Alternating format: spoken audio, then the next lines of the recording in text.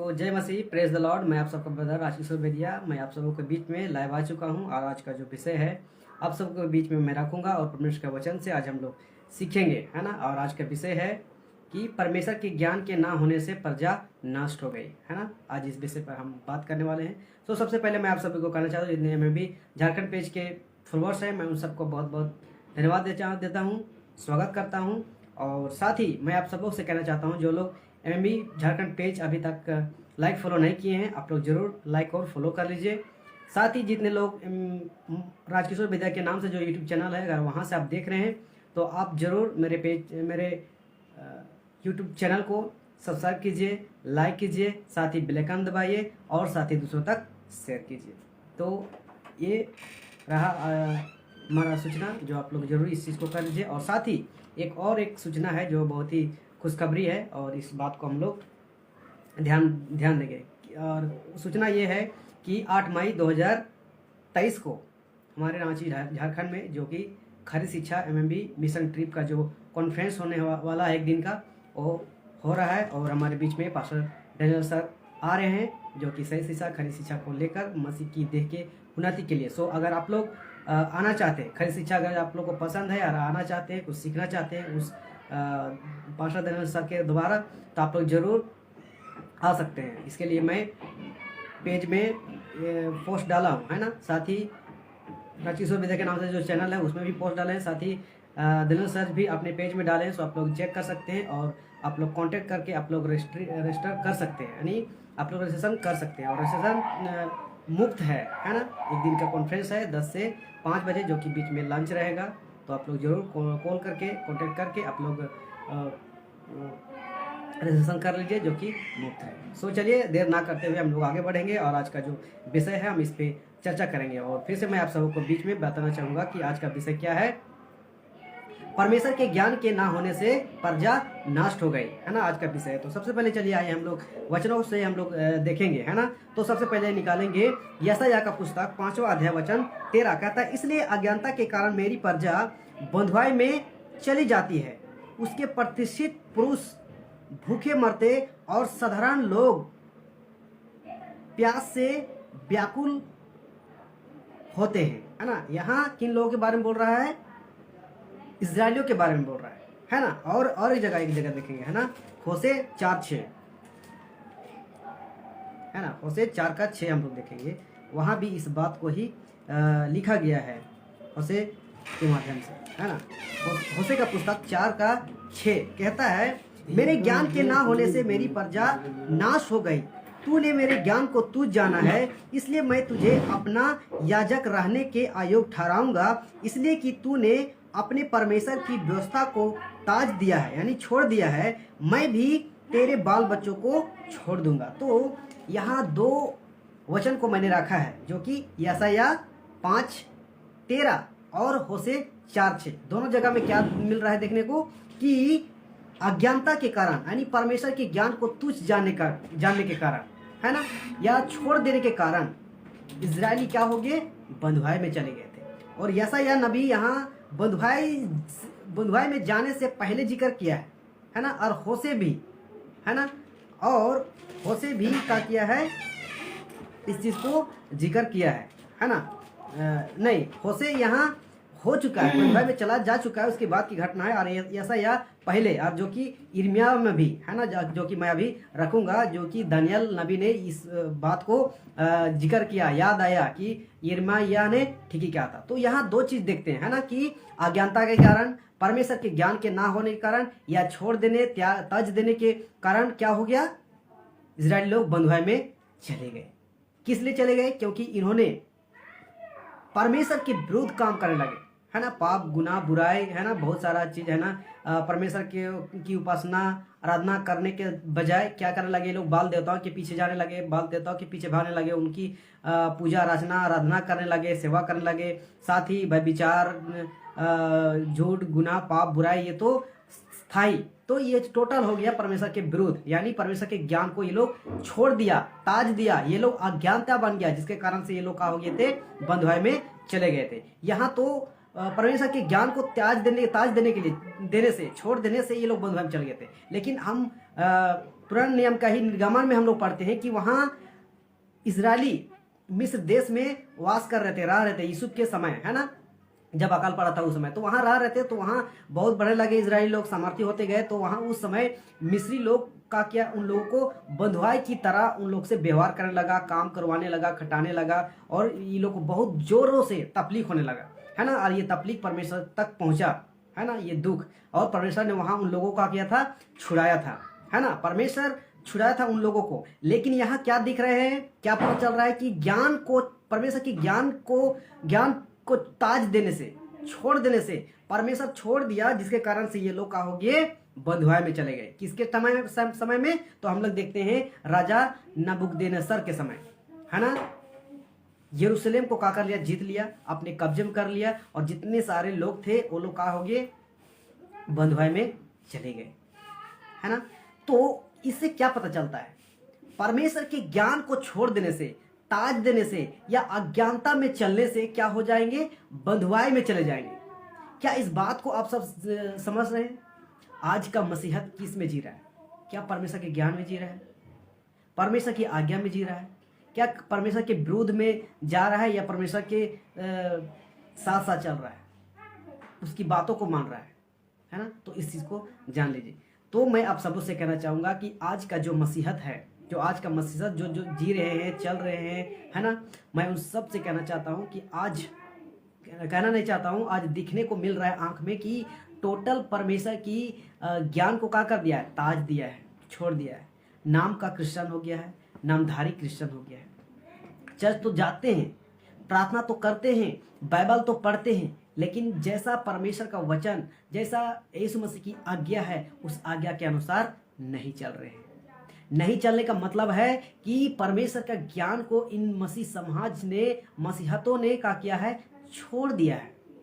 और अगर छोड़ दिया है तो ओबियसली है कि ये लोग भी, जो आज की सेंचुरी की कलीसियाएं हैं, विश्वासी हैं, पास्टर प्रचारक हैं, ये लोग भी क्या हो जाएंगे, एक दिन बंधुआई में चले जाएंगे। और कौन सी बंधुआई, नरक की बंधुआई, है ना। यहाँ इजरायली लोग परमेश्वर की ज्ञान को अज्ञानता में बदल डाला, तुच्छ जाना, ताज दिया, छोड़ दिया, तो ये लोग को क्या किया, परमेश्वर छोड़ दिया, परमेश्वर छोड़ दिया, तो ये लोग क्या हो गए, बंधुआई में चले गए।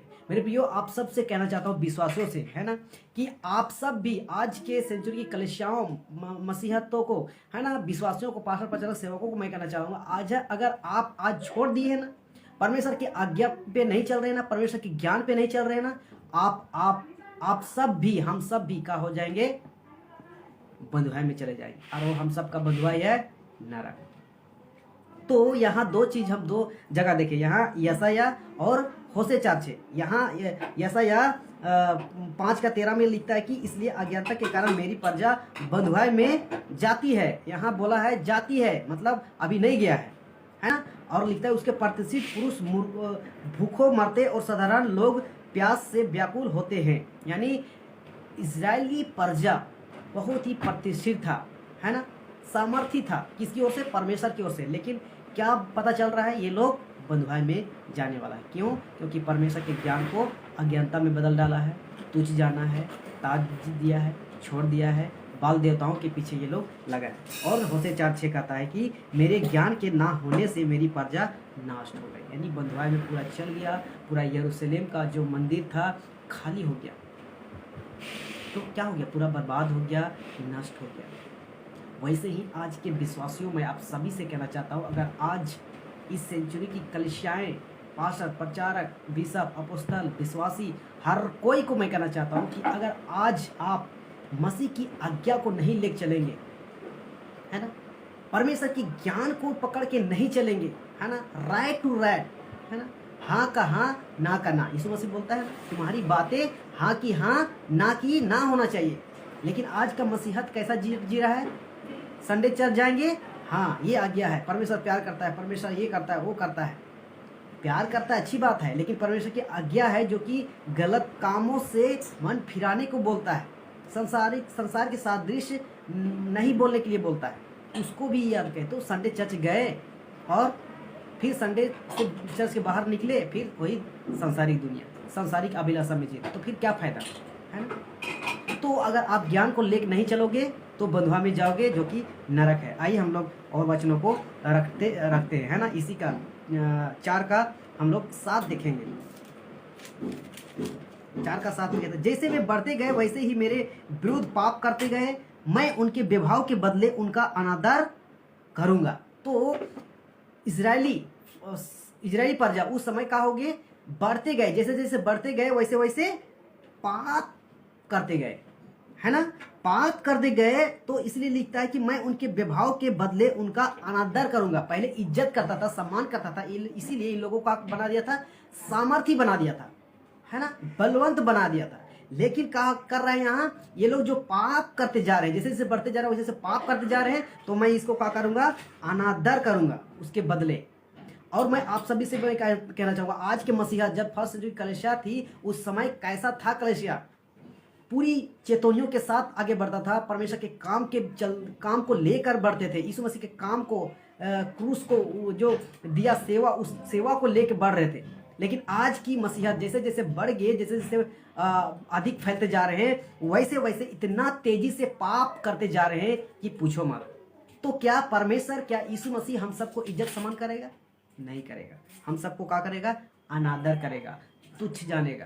किस दिन? जब न्याय सिंहासन होगा उस समय, है ना। और हम लोग चलिए दानियेल का पुस्तक हम लोग देखते हैं कि यहाँ क्या लिखता है ना। दानियेल का पुस्तक 9वां अध्याय वचन 2 कहता है, उसके राज्य के पहले वर्ष में मुझ दानियेल ने शास्त्र के द्वारा समझ लिया कि यरूशलेम की उजड़ी हुई दशा एवा के उस वचन के अनुसार जो यिर्मयाह नबी के पास पहुंचा था, कुछ वर्षों के बीतने पर अर्थात 70 वर्ष के बाद पूरी हो जाएगी। यानी दानियेल को, जब दानियेल यहाँ कब की बात हो रहा है, दानियेल गुलामी में जी रहा है ना, बंधुआई में जी रहा है, उस टाइम इसको याद आता है कि यिर्मयाह नबी ने ठीक ही भविष्यवाणी की थी कि 70 वर्ष कुछ बीतने के बाद ये लोग क्या हो जाएंगे, बंधुआई में चले जाएंगे। क्यों? क्योंकि परमेश्वर की ज्ञान को ताज दिया है, छोड़ दिया है ना। इसलिए तो इसको याद आता है यिर्मयाह नबी के भविष्यवाणी को, कि उन्होंने ठीक ही भविष्यवाणी किया था। और आज उसी लाइन में जी रहे। तो यहाँ कहता है कि उसके राज्य के पहले वर्ष में मुझ दानियेल ने शास्त्र के द्वारा समझ लिया कि यरूशलेम की उजड़ी हुई दशा एवा के उस वचन के अनुसार जो यिर्मयाह नबी के पास पहुंचा था, कुछ वर्षों के बीतने पर अर्थात 70 वर्ष के बाद पूरी हो जाएगी। यानी यरूशलेम का हो गया, उजाड़ हो गया, सुनसान हो गया। क्यों? क्योंकि इजरायली प्रजा ने परमेश्वर के ज्ञान को छोड़ दिया था, तुच्छ जाना था और बाल देवताओं के पीछे लगा था। इसलिए तो ये दानियेल को याद आ रहा है ना, ये बातें जब ये गुलामी में जी रहा था तब, है ना। और आगे हम लोग रखेंगे यूहन्ना का पुस्तक, है ना। यूहन्ना का पुस्तक उसका 12 अध्याय वचन 17 हम लोग देखेंगे, है ना। यहाँ पे क्या लिखा है, यूहन्ना का पुस्तक 12-17।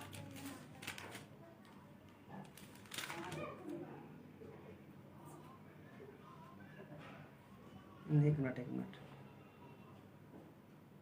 2:17 हम लोग पढ़ेंगे।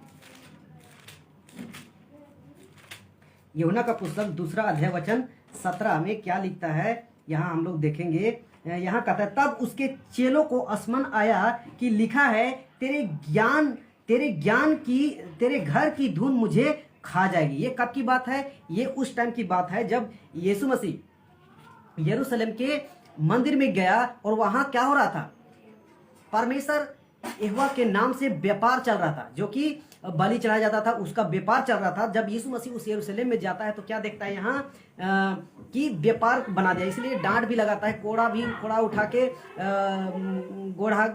घोड़ा गधा खच्चर जितना कबूतर सबको क्या कर देता है, तितर बितर कर देता है, भगाता है वहां से और डांट लगा देता है कि मेरे पिता के घर को तूने का बना डाला है, डाकों का खो बना डाला है। और जब ये डांट फटकार लगाता है तो उसके चेलों को क्या याद आता है, तो यहाँ यूहन्ना 2:17 में लिखता है, तब उसके चेलों को स्मरण आया कि लिखा है, तेरे घर की धूल मुझे खा जाएगी। यानी इजरायली प्रजा लोग यहाँ जब मंदिर में ये लोग क्या कर रहे थे, बलिदान चढ़ा रहे थे, बलिदान के नाम से ये लोग क्या कर रहे थे, व्यापार कर रहे थे, है ना। तो ये लोग, यीशु मसीह जब ये बातें फटकार लगाता है तो यीशु मसीह के चेले लोगों को क्या याद आता है कि लिखा है, तेरे घर की धूल मुझे खा जाएगी। यानी देखिए, हमारी घर परिवार कब शांत रहता है, शांतिपूर्वक कैसे रहता है, सुख से चैन से कब रहता है? जब पूरा परिवार एक साथ मेल मिलाप से रहता है ना, एक दूसरे की बात में सहमति रहता है ना, तो क्या रहता है, परिवार मजबूत रहता है और शांति जीवन जीता है और किसी प्रकार की कोई परेशानी नहीं होता है। लेकिन वही परिवार, उस परिवार में से एक व्यक्ति निकल जाएगा काना फूसी करने वाला, यानी घर का बात को बाहर करने वाला, है ना, दूसरों को, यानी उसी को क्या बोलते हैं, घर का शिकायत दूसरों तक पहुंचाना, निंदा शिकायत करना। जब ऐसी घटना घटने लगती है परिवार में ना, तो परिवार क्या होती है, धीरे धीरे टूट जाती है ना, टूट जाती है, बिखर जाती है, अशांत हो जाता है, बेचैन हो जाता है ना। वैसे ही ये इस बात को क्या करना है, समझना है कि तेरे घर की धुन मुझे खा जाएगी। यानी इजरायली, यहाँ यहूदी लोग, है ना, यीशु मसीह के समय की बात यहाँ हो रहा है, यहाँ यीशु मसीह की बात के समय की ये यहूदी लोग क्या कर रहे हैं, यहाँ इस घर में जैसा चलना चाहिए, जैसा करना चाहिए वैसा नहीं करते थे, यहाँ कुछ और चल रहा था, है ना। तो इसीलिए यहाँ बोला यीशु मसीह ना कि मेरे पिता के घर को तुम लोग क्या किया है, डाकुओं का खो बना दिया। यहाँ व्यापार, है ना, बलिदान के नाम पे व्यापार चल रहा था, व्यापार पैसा कमा रहा था, इसलिए यहाँ डांट लगाता है। तो यीशु मसीह को चेलों को पता चलता है और याद आता है कि तब उसके चेलों को स्मरणाया कि लिखा है तेरे घर की धुन मुझे खा जाएगी। आज वैसे ही मसीह समाज जिस दौर से गुजर रहा है, जिस स्थिति से गुजर रहा है, जिस चीज को हम लोगों को देखने को मिल रहा है, उसी हिसाब से अगर चलेगा लोग ना, तो मेरे प्रियो मैं बताना चाहूंगा कि ये अपने ही धुन, है ना, धुन के चलते क्या हो जाएगा, बर्बाद हो जाएगा, नष्ट हो जाएगा, सबका सब नरक चला जाएगा। क्यों? क्योंकि अपनी बुद्धि लगा रहा है, अपना दिमाग लगा रहा है, परमेश्वर के ज्ञान को छोड़े जा रहा है, तज दिया है, अनादर कर दिया है और अपने हिसाब से कलीसिया चला रहे हैं, मीटिंग चला रहे हैं, कन्वेंशन चला रहे हैं, है ना। ये चीज अगर ऐसा चलाएंगे अपने हिसाब से, परमेश्वर के ज्ञान से नहीं, अपने हिसाब से चलाएंगे तो क्या हो जाएगा, बर्बाद हो जाएगा। और हम इस वचन से जोड़ सकते हैं कि तेरे घर की धुन मुझे खा जाएगी। आज अपनी ही चर्चा, है ना, बस अपनी ही चर्चा पसंद करते हैं, है ना, परमेश्वर के वचन को कंपेयर नहीं करते हैं कि उस कलीसिया में कैसे परमेश्वर के वचन को लेकर चल रहे हैं, ऐसा नहीं करेंगे। बल्कि क्या करेंगे, कह रहे वहाँ ऐसा चल रहा है, वहाँ ऐसा चल रहा है, वो ये कर रहा है, वो आज सोशल मीडिया में, है ना, फेसबुक यूट्यूब में क्या चल रहा है, एक दूसरे पे डिबेट। अरे भाई, डिबेट करने से पहले आप परमेश्वर के ज्ञान को लेके आइए ना, और एजुकेट करिए, सिखाइए। जब तक लोग सीखेंगे नहीं तब तक सुधरेंगे कैसे? क्या एक दूसरे को सिर्फ डिबेट करने से सुधरेंगे? नहीं, सब अपने आप में लड़ते रहेंगे। तो बिल्कुल ऐसा मसीह समाज में ऐसा मत करिए, जो कि हम सब के लिए एक बदनामी का घर। सबसे पहला काम करिए, परमेश्वर के ज्ञान को प्लेटफॉर्म में रखिए कि वचन ये है, ऐसा कहता वैसा कहता है। अगर आपका वचन सटीक है, परमेश्वर के वचन के अनुसार, अब असली है कि लोग बदलेंगे, मन फिराएंगे और गलत शिक्षा से बाहर निकलेंगे। बस डिबेट करने से नहीं होगा, है ना। हम लोग पढ़ेंगे नीति वचन 16-18 पढ़ेंगे। यहाँ क्या लिखता है, इस वचन को थोड़ा सा हम लोग कवर कर लेते हैं, है ना। नीति वचन 16-18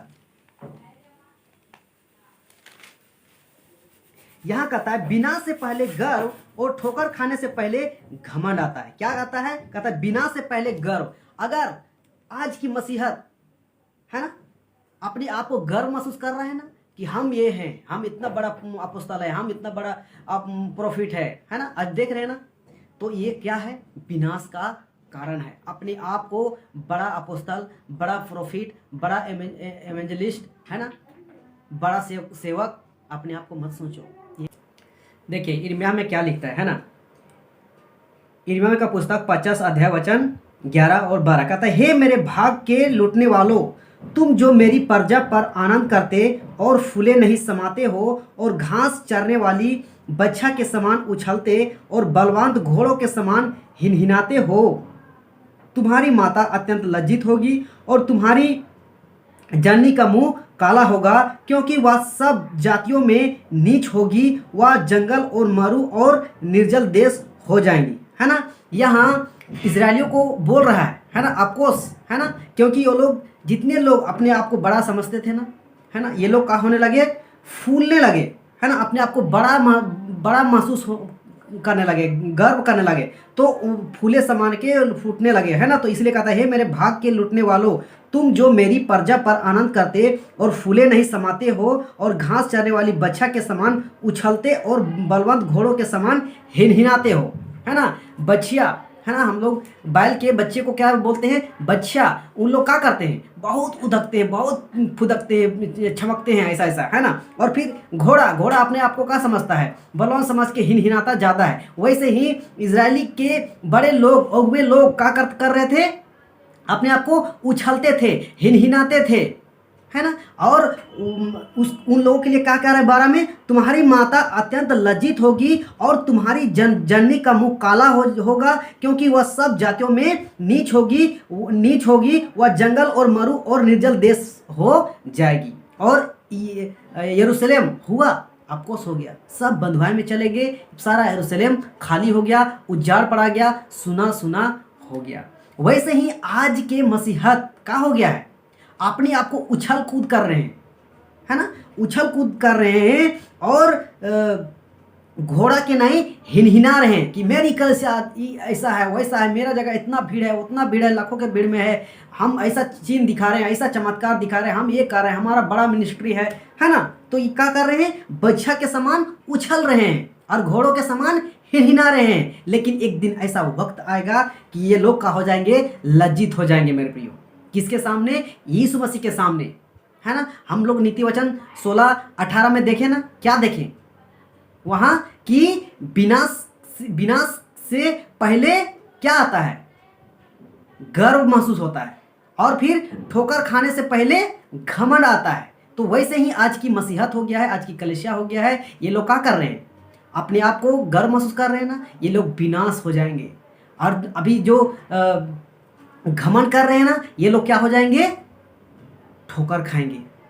आज की मसीहत की बात कर रहे हैं, है ना। तो आज का विषय यही था कि आज परमेश्वर के ज्ञान के ना होने से क्या हो रहा है, प्रजा नष्ट हो जा रही है ना। यानी परमेश्वर के ज्ञान के ना होने से प्रजा नष्ट हो गई। यहाँ यरूशलेम की बात हो रहा है, यरूशलेम क्या हो गया, बर्बाद हो गया, अफकोर्स हो गया। क्यों हो गया, क्योंकि परमेश्वर का ज्ञान नहीं रखने के चलते, परमेश्वर के ज्ञान को छोड़ देने के चलते, अज्ञानता के चलते। और आज का मसीहत भी यही लेवल में दिखाई दे रहा है। ये लोग क्या कर रहे हैं, परमेश्वर के ज्ञान को नहीं रख रहे हैं, मनुष्यों के ज्ञान को रख रहे हैं।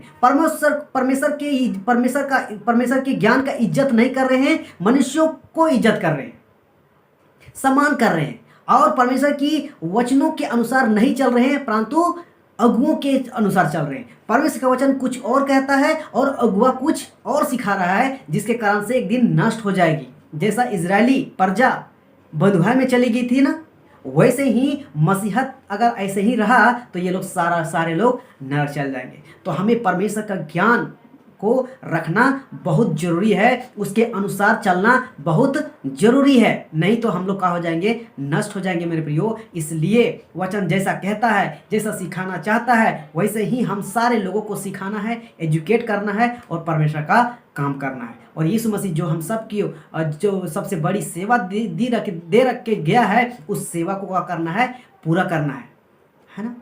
तो परमेश्वर का ज्ञान हम सबको रखना बहुत जरूरी है। परमेश्वर का ज्ञान को रख के उसकी आज्ञा में चलेंगे, उसके जैसा काम करेंगे, है ना, उसके काम को पूरा करेंगे, तब हम स्वर्ग जाएंगे, नहीं तो हम नष्ट हो जाएंगे। जैसा इजरायली लोग बंधुआई में चले गए थे, नष्ट हो गए थे, यरूशलेम उजड़ा पड़ गया था, वैसे ही मसीहत भी का हो जाएगा, उजाड़ा हो जाएगा।